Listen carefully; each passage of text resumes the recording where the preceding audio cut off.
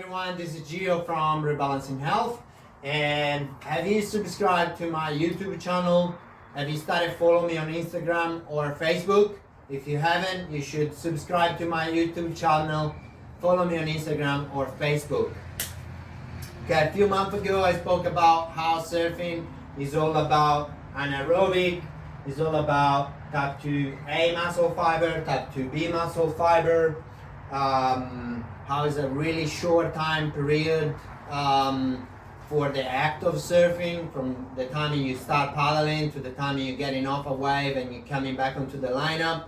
On average is between 30 to 70 seconds most of the time. Let's say 85%, 90% of the time probably, that's the amount of time that we work on.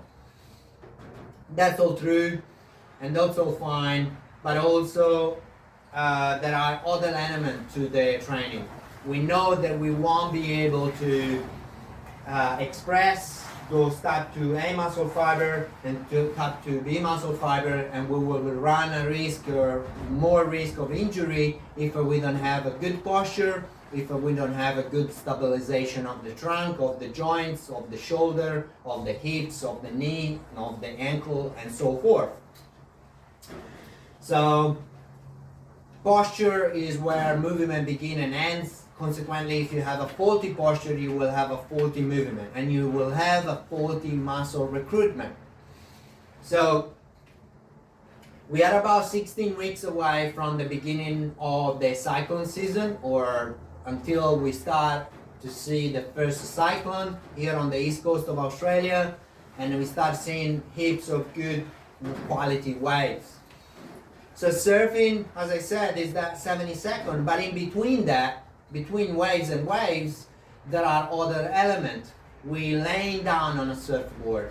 We most of the time, if we laying down and we stay on an extended position with the chest up, if we have that endurance, and that over time tire down those muscle, those back extensors.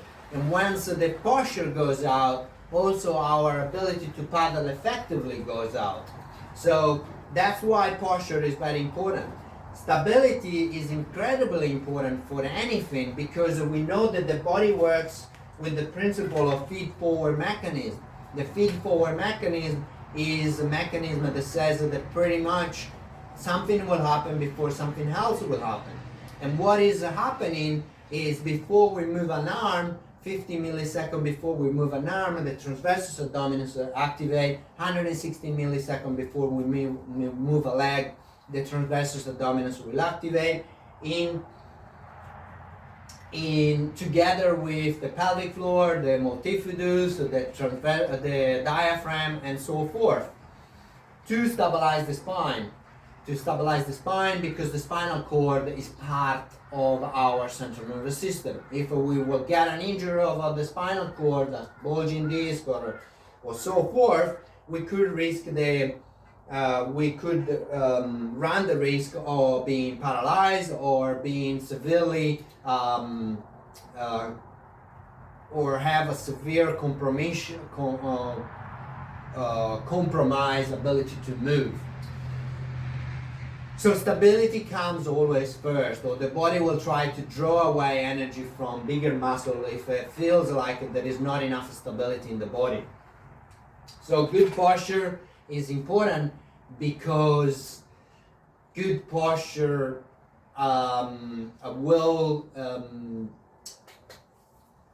ensure that muscle have the right length and the right tension to activate.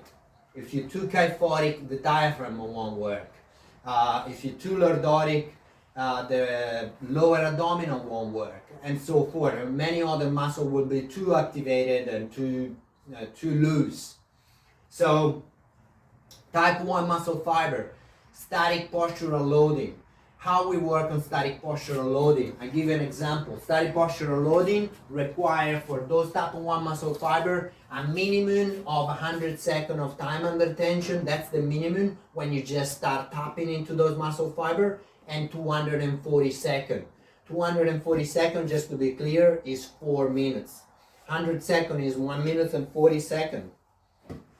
So if I do that static posture eroding, if I do, for instance, back extension with surfer, we spend a lot of time paddling, we spend a lot of time down on the surfboard.